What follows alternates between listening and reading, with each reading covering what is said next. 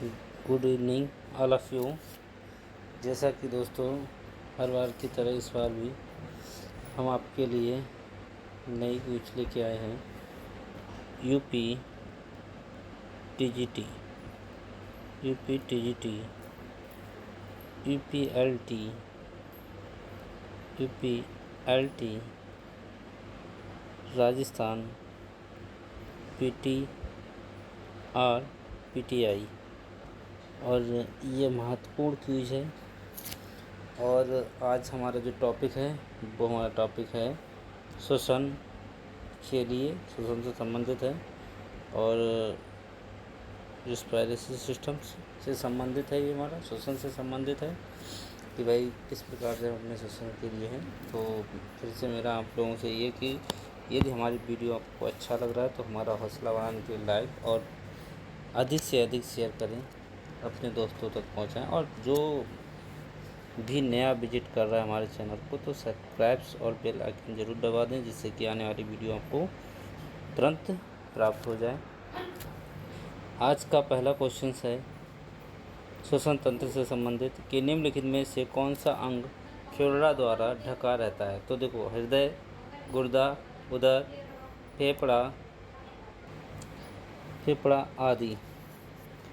निम्न में से कौन सा अंग फ्लोरा के द्वारा ढका रहता है। तो देखिए दोस्तों, फ्लोरा जो शब्द होता है, जो फ्लोरा शब्द है, ये हमारा फेफड़ों से संबंधित है और फेफड़ों की द्वितीय स्तरीय झिल्ली होती है, यानी कि फेफड़ों की दूसरी झिल्ली होती है और ये फेफड़ों को सुरक्षा प्रदान करती है। तो हमारा आंसर इसमें क्या होगा, फेफड़े होगा। फेफड़ों को ढकने वाले आवरण को क्या कहते हैं, जो फेफड़ों को ढकता है उसके लिए क्या कहते हैं। तो अभी हमने कहा ना कि ये जो है ढका रहता है। देखो ऊपर से ही हमें यहाँ से देखो इसका आंसर मिल रहा है, जो ढका रहता है वो हमारा क्या होता है, फ्लोरा होता है। मैंने कहा फेफड़ों से संबंधित होता है।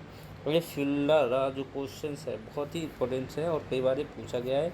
यूपी टीजीटी, यूपीएलटी, यूपीएससी हर जो है एग्जामों में इन क्वेश्चनों को पूछा जाता है। नेक्स्ट क्वेश्चन, आज सीरीज़ थोड़ी लंबी है इसलिए थोड़ा जल्दी जल्दी करेंगे।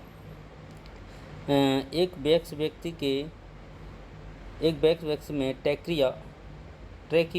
ट्रेकिया की लंबाई होती है। तो एक वैक्स व्यक्ति मतलब एक जो हमारा वैक्स व्यक्ति होता है, सामान्य व्यक्ति होता है, उसमें ट्रेकिया की लंबाई कितनी होती है ये हमें पता नहीं है। तो ट्रेकिया है क्या, पहले तो हमें ये समझना है। तो ट्रेकिया एक वायुनली है जो फेफड़ों में जो है वायु को आदान प्रदान करती है, वायु का आदान प्रदान करने में सहायक होती है। और ये कहाँ से आती है, ये मुख के अंदर वाले कोष्ठ के नीचे से प्रारंभ होकर फेफड़ों तक ये जाती है, ठीक है, जो इसे दो भागों में बांटता है। दोनों फेफड़ों में ये प्रवेश कर जाती है, यानी इसे जैसे मुख से नीचे निकलती है तो ये दो भागों में बट जाती है। और जैसे हम आपको डायग्राम के माध्यम से समझाने की कोशिश करेंगे। जैसे ये हमारा मुख है, ये हमारा गला है। अब यहाँ से ये ट्रेकिया से आएगी तो ये एक फेफड़ा इधर में आ जाएगा और एक फेफड़ा इस साइड में आके इन दोनों में आके बट जाएगी, ऐसे चली जाएगी। तो इसी को हम जो है थोड़ा सही नहीं बना मित्रों फिलहाल, तो फिर से प्रयास करते हैं। जैसे ये हमारा है और यहाँ से ये हमारा मान लो मुख है, ये गर्दन है और इधर हमारे ये साइड में ऐसे वृक्क के टाइप के फेफड़े होते। तो यहाँ से एक साइड में और साइड में दोनों साइडों में ये बट जाती है। तो दोनों साइडों में जब बट जाती है तो इसी के लिए हम क्या कहते हैं, ट्रेकिया कहते हैं। इसी को हम ट्रेकिया कहते हैं। तो ट्रेकिया जो है वो हमारा किसके काम में आता है, तो ये अभी हमने बोला कि एक वैक्स में इसमें इसकी लंबाई जो होती है तो वो कितनी होती है ये हमें बताना है। तो ये 4 इंच या 10 सेंटीमीटर, या तो 4 इंच होगी या फिर 10 सेंटीमीटर होगी। तो हमारा कौन सा सही है, ऑप्शन नंबर बी सही है, ऑप्शन नंबर बी सही है। नेक्स्ट क्वेश्चन की ओर बढ़ेंगे कि जब श्वसन लिया जाता है तो वायु में ऑक्सीजन की मात्रा 20% है। तो श्वसन छोड़ने पर यानी कि निकालने पर ऑक्सीजन की मात्रा क्या होगी। जब हम श्वसन लेते हैं तो हमारी जो है मात्रा कितनी होती है, 20% होती है। और जैसे हम श्वसन को बाहर छोड़ते हैं तो हमारी मात्रा कितने % हो जाती होगी, ये हमें बताना है। तो देखिए, पहली बात तो वायु में जो ऑक्सीजन की मात्रा भाई श्वसन में हमारी क्या होती है, हम ऑक्सीजन को लेते हैं, तो वायु में जो ऑक्सीजन की मात्रा होती है वो हमारी होती है मित्रों, यहाँ पे ऑक्सीजन की जो मात्रा होती है तो वो हमारी होती है 21%। भाई O2 की मात्रा कितनी होती है 21%। और इसके बाद अगर हम बात करें नाइट्रोजन की मात्रा कितनी होती है, N की मात्रा कितनी होती है 78% होती है, 78% होती है। और अन्य जो होती हैं अन्य जो होती हैं वो हमारी 1% होती हैं। तो टोटल मिलाकर कितना हो गया 100% हो गया वायु की मात्रा में। तो ये 100% जो हमारा हो गया। इसके बाद ये क्या करते हैं कि अब हम उससे हमने 21% जब वायु से मात्रा ली तो हमारी कितनी हमने अंदर ले ली 20%। कितनी अंदर ले ली 20% हमने मात्रा जो है अपने अंदर एब्जॉर्ब कर ली। अब इसे हमने छोड़ना है, तो छोड़ते समय हम कितनी मात्रा को बाहर निकालें। तो देखिए एक तो बात है कि जब हम श्वास लेते हैं तो निश्चित आयतन में वायु भी ऑक्सीजन का प्रतिशत अंदर रहता है, लेकिन जब बाहर की साइड में छोड़ते हैं निकालते हैं उसे तो 4% लगभग ऑक्सीजन क्या हो जाता है अंदर ही अवशोषित हो जाता है, हमारे अंदर ही फेफड़े उसे अवशोषित कर लेते हैं। और बकाया तो कितने % अवशोषित करते हैं, पूछा जाता है कि जब हम सांस लेते हैं तो कितने % जो है वायु को फेफड़े हमारे अवशोषित कर लेते हैं। तो 4% फेफड़े हमारे अवशोषित कर लेते हैं और अन्य जो बची हुई जो है वो हमारी बाहर निकाल देते हैं। तो 4% 20% हमने ली और 20% में से 4% हमारी बाहर निकल गई, 4% हमने बाहर निकाल दी, तो हमारे पास कितनी बची 16%। तो आंसर हमारा कितना हुआ 16% हुआ। नेक्स्ट क्वेश्चन की ओर बढ़ेंगे। निम्नलिखित गैसों में से कौन सी हवा में सबसे अधिक प्रतिशतता में उपलब्ध होती है। तो कौन सी गैसों में हवा में सबसे अधिक प्रतिशत में होती है। अभी हमने बताया कि सबसे ज़्यादा क्या होती है एंड नाइट्रोजन होती है। अभी हमने बताया आपको। यदि आप हमारे वीडियो को ध्यान से समझेंगे और ध्यान से जो है पर देखेंगे तो आप प्रत्येक क्वेश्चन का आंसर सही से दे देंगे। और नाइट्रोजन की मात्रा वायु में कितनी होती है 78% होती है। ये आप सभी को ज्ञात भी होगा, पता भी होगा। नेक्स्ट के लिए बढ़ेंगे कि सामान्य हवा में ऑक्सीजन कितने प्रतिशत होती है। तो सामान्य हवा में ऑक्सीजन की मात्रा ये भी हमने अभी आपको बताई कितनी होती है 28%। मतलब ऑक्सीजन मतलब O2 की मात्रा कितनी होती है 21% होती है। किस में होती है वायु में, यानी कि हवा में। सामान्य हवा में ऑक्सीजन कितने प्रतिशत होती है। अब फिर से वही क्वेश्चंस रिपीटेड हो, ये अलग अलग पूछा गया है इसलिए दोबारा से आया है। मैंने कहा ना क्वेश्चंस कई बार पूछे जाते हैं, तो जितनी बार क्वेश्चंस हमारे पूछे गए हैं हम उन क्वेश्चनों को उतनी बार ही इसमें रखते हैं कि जिससे कि आपको पता लग जाए। तो अभी हमने इसका डिस्कशन भी कर लिया और इसके बारे में बता भी दिया। नेक्स्ट क्वेश्चन की ओर बढ़ेंगे। इसके बाद में शरीर नेक्स्ट क्वेश्चन की ओर बढ़ेंगे, 7वें क्वेश्चन की ओर बढ़ेंगे कि शरीर द्वारा ली गई सांस में ऑक्सीजन का प्रतिशत। फिर से वही क्वेश्चन बार बार रिपीट हो रहा है। साधारण वायु में ऑक्सीजन की प्रतिशतता कई बार देखो ये क्वेश्चन पूछा गया है और हम कई बार इसे सही ऑप्शन में लगाएंगे क्योंकि ये कई बार हमसे क्वेश्चन अलग अलग जो है परीक्षा में इन्हें अलग अलग तरीके से पूछा गया है। अब नेक्स्ट आ गया कि आयतन के अनुसार बाह्य वायु की सही संरचना क्या नहीं है। इसकी सही संरचना क्या नहीं है ये हमें बताना है कि भाई क्या नहीं है। देखो नाइट्रोजन में कितने % जो है नाइट्रोजन जो होता है वो कितने % होता है भाई, कितने % होता है नाइट्रोजन हमारा वायु में 78% होता है। और ऑक्सीजन हमारा कितना होता है 21% होता है, ठीक है। और कार्बन डाइऑक्साइड इतना ही होता है लगभग में, और ये भी इतना ही होता है। तो देखो ऑक्सीजन भी लगभग 21 के करीब है, 7 कम में कोई दिक्कत नहीं, कम ज़्यादा हो सकता है। कार्बन डाइऑक्साइड भी हमारा पूरा है, सही है। और अन्य गैस भी हमारी पूरी है। लेकिन जो नाइट्रोजन है उसका 80% है भाई, 80% थोड़ा हो सकता है, उसकी तो निश्चित मात्रा ही है 78%। दो ऑक्सीजन तो थोड़ी बहुत कम ज़्यादा हो सकती है, कोई दिक्कत नहीं, लेकिन जो नाइट्रोजन की मात्रा है वो तो हम 78% ही पढ़ते हैं ना। नाइट्रोजन की मात्रा 80 नहीं होगी 78 होगी। कितनी होगी 78% होगी। तो यहाँ पे कौन सा ऑप्शन हमारा गलत है, तो इसके हिसाब से हमारा ऑप्शन गलत है यहाँ पे नाइट्रोजन। तो नाइट्रोजन हमारा गलत ऑप्शन है। नेक्स्ट हम आगे बढ़ेंगे कि नेक्स्ट ऑप्शन की ओर बढ़ेंगे कि समुद्र तल पर वायुमंडलीय दाब पारे का लगभग 760 मिली है, तो वह विभिन्न गैसों का अनुपात होगी। अब गैसों का अनुपात बताना, कहाँ पे बताना है वायुमंडलीय दाब पर, समुद्र तल पर, समुद्र के नीचे तल की बात हो रही है।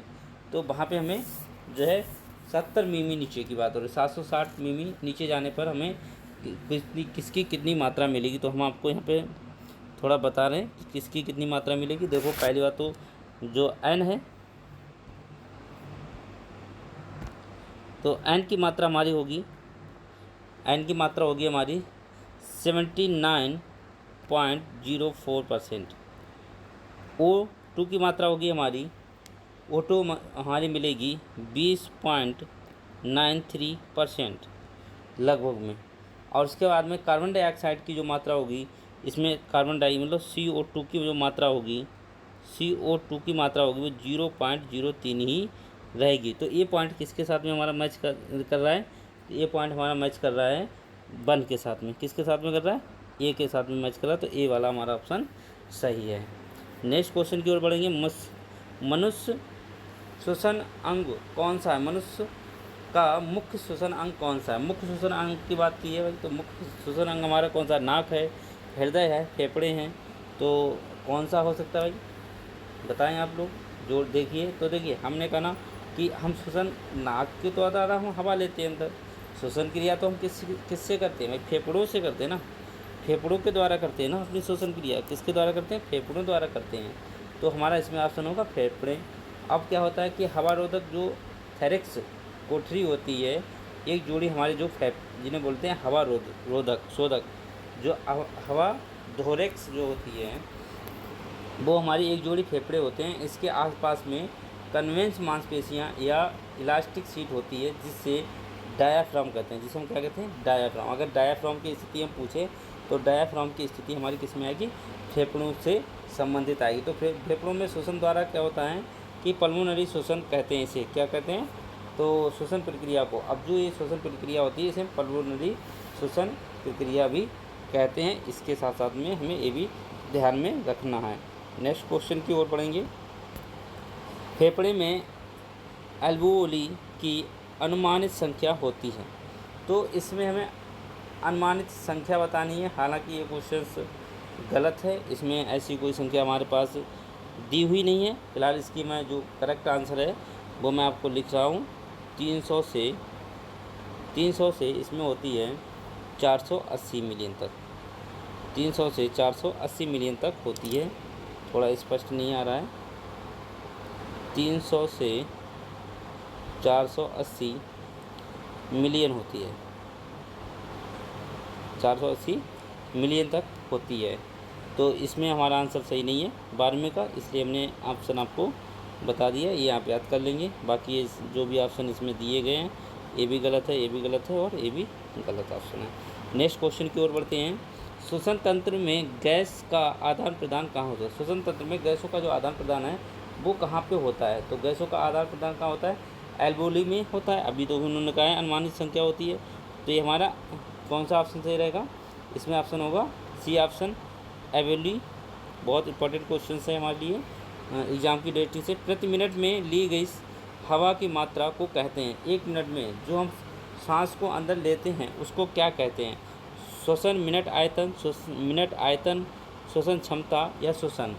तो एक तो चीज़ हमारी देखो निश्चित है ये कि मिनट में हम वायु को मात्रा में जो लेते हैं वो हमारा श्वसन मिनट या मिनट आयतन हम दोनों कह सकते हैं। इसमें भाई श्वसन मिनट भी कह सकते हैं और मिनट आयतन भी कह सकते हैं। तो इस यहाँ पे दोनों ऑप्शन सही हो हैं हमारे। अगर यहाँ पे सबसे ज़्यादा अगर बेस्ट मानेंगे तो ये को मान सकते हैं कि श्वसन मिनट प्रति आयतन हम जितना लेते हैं वो हमारा कहलाता है। हालांकि ये दिया तो है लेकिन ये थोड़ा चैलेंजेस क्वेश्चन हो सकता है आपके लिए। नेक्स्ट क्वेश्चन की ओर बढ़ेंगे। नेक्स्ट क्वेश्चन में है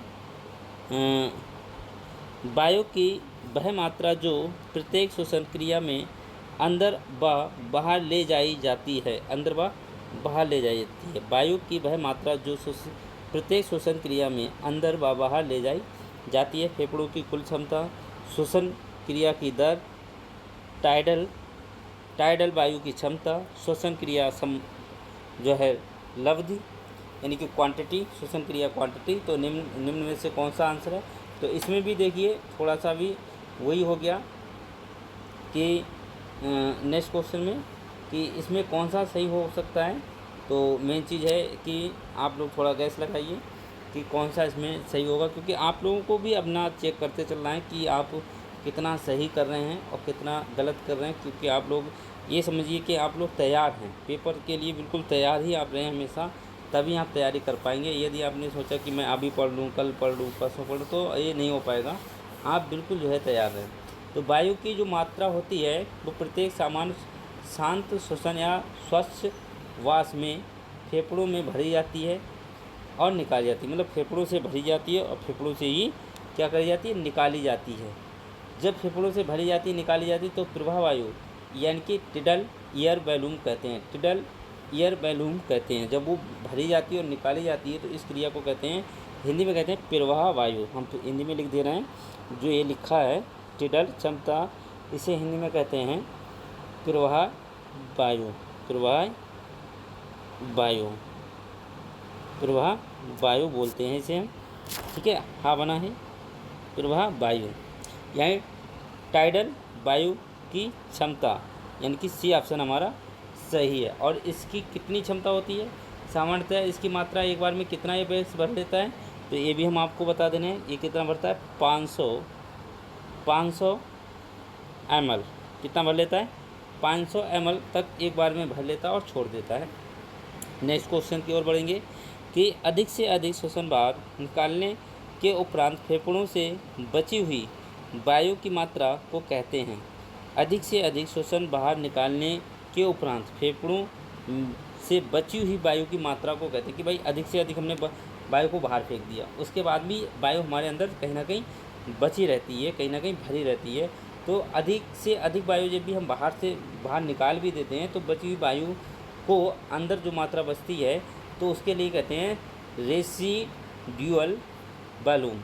उसे क्या बोलते हैं, रेसिड्यूअल वॉल्यूम बोलते हैं, यानी कि सी वाला ऑप्शन हमारा सही है। यानी रेसिड्यूअल वॉल्यूम होता है और प्रति मिनट लिए गए वायु की मात्रा को श्वसन मिनट या आयतन या मिनट आयतन भी कहते हैं। ऑक्सीजन कर्ज जिसे बोलते हैं डेविड शब्द के आविष्कारक जो थे वो थे AB हल थे। ऑक्सीजन कर्ज आपने कई बार सुना है कि ऑक्सीजन कर्ज क्या होता है, वो यही होता है ऑक्सीजन कर्ज। मैं यहाँ पे लिख दे रहा हूँ ऑक्सीजन कर्ज, ऑक्सीजन कर्ज। इनके जो लेखक थे वो जिनको इन्होंने आविष्कार किया वो थे AB हल,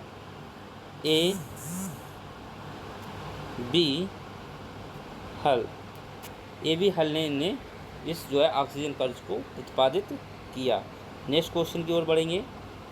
देखिए दोस्तों, आपके लिए मैं बहुत मेहनत कर रहा हूँ और मेहनत पड़ती है, ऐसा नहीं है कि जो है बगैर मेहनत के ही कुछ हो जाए।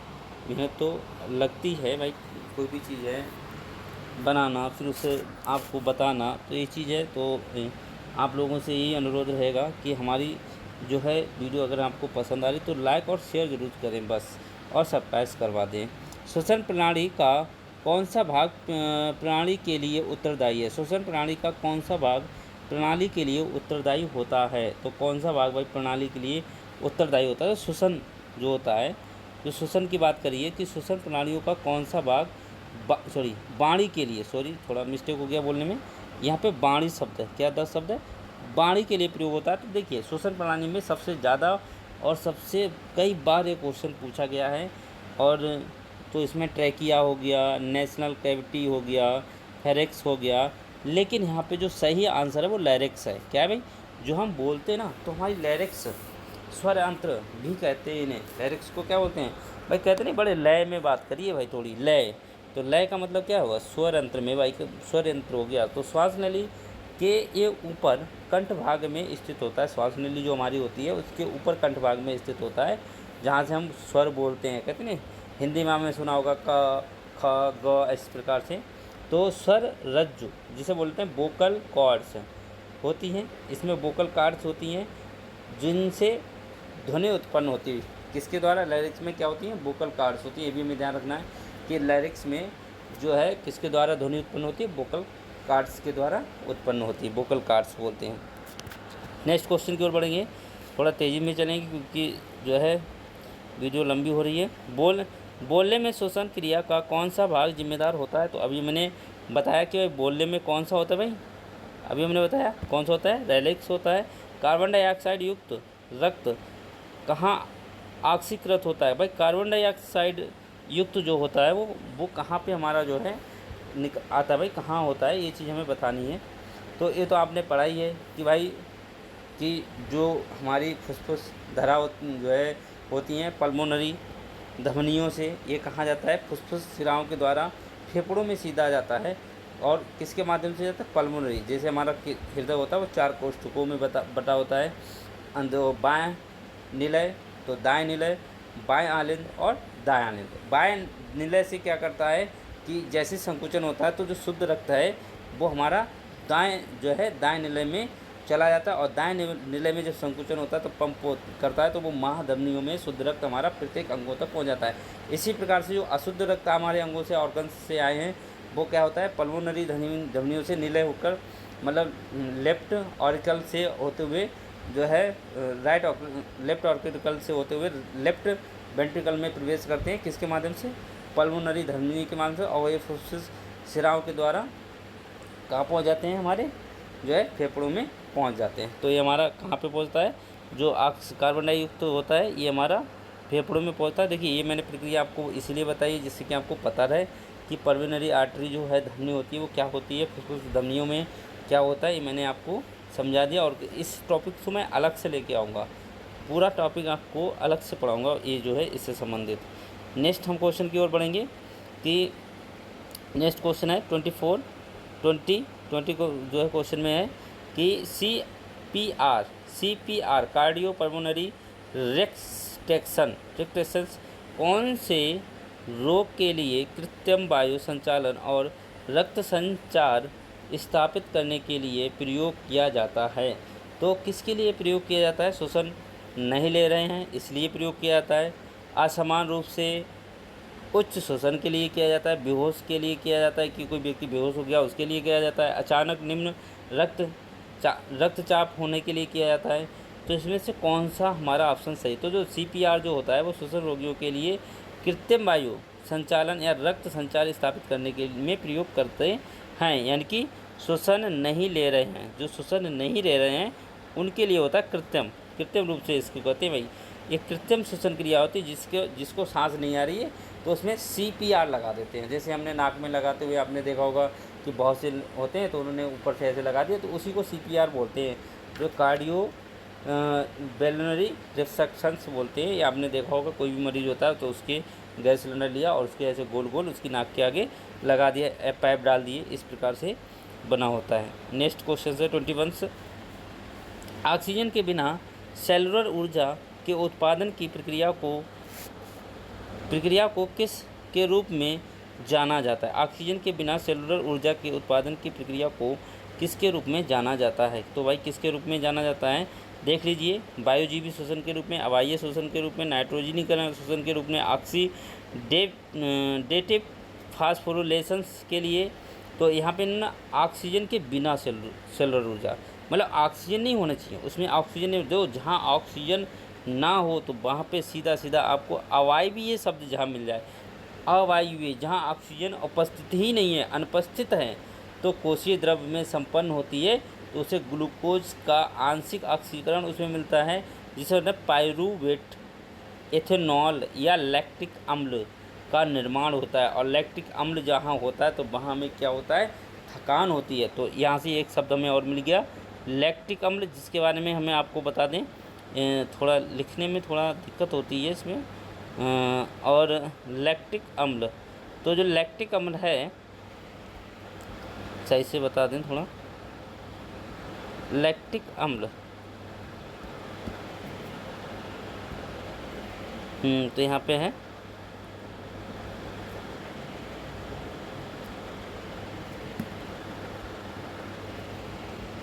सॉरी,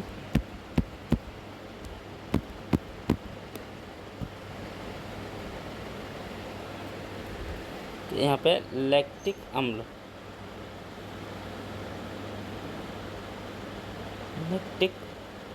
जो लैक्टिक अम्ल होता है ये थकान के लिए हमारा होता है। जब भी हम जो है हमें थकान जैसी लगती है तो ये लैक्टिक अम्ल की मात्रा अधिक हो जाती है।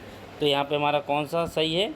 तो अब आप ये शोषण 21 का 22 का देखेंगे, अन्य रासायनिक स्रोतों से ATP का निर्माण कर ऊर्जा भंडारण प्रक्रिया कहलाती है। ऊर्जा भंडारण प्रक्रिया कहलाती है तो क्या कहलाती है भाई? जिसमें ऊर्जा का भंडारण होता हो, सबसे ज़्यादा ऊर्जा हो, तो ये हमारी कहलाती है फास्फोरिलीकरण। फास्फोरिलीकरण कहलाती है, यानी कि डी ऑप्शन हमारा सही होगा। फास्फोरिलीकरण होता क्या है? ये एटीपी होती है हमारी, और एटीपी जो एडीपी है वो एटीपी में बदल जाती है और ये ऊर्जा का संचारण कर लेती है, उसमें अपने आप को समाहित कर लेती है और ये फास्फोरस अस्थियों में निर्माण में सहायक होती है। जैसे और ये सबसे ज़्यादा में किसमें? अंडे हैं, मछली है, मांस है, दूध है, बिना पॉलिश के चावल हो गए, अगर हम खाएंगे तो उसमें भी प्रचुर मात्रा में पाई जाती है। नेक्स्ट क्वेश्चन पढ़ेंगे। फेफड़ों की कुल वायु क्षमता होती है। अरे फेफड़े कितनी वायु क्षमता को अपने अंदर अवशोषित कर सकते हैं, कितनी वायु क्षमता को अपने अंदर रख सकते हैं?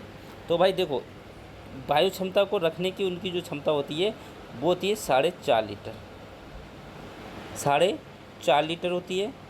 और 1.5 और उसमें जुड़ जाएगी, मतलब वायु की कुल मात्रा अगर फेफड़ों में समा सकती है तो ये तो नॉर्मली 4 से 5 लीटर तो हो ही सकती है, और अगर कुल मात्रा पूछे तो 5 से 8 मीटर जो है लीटर होती है। तो ये 4.5 लीटर और ये 5.8 लीटर वायु की मात्रा हो सकती है। तो कौन सा ऑप्शन सही है? डी, इनमें से कोई भी नहीं है। नेक्स्ट क्वेश्चन पढ़ेंगे 24 की ओर। तो 24 के बाद प्राणधार क्षमता क्या है?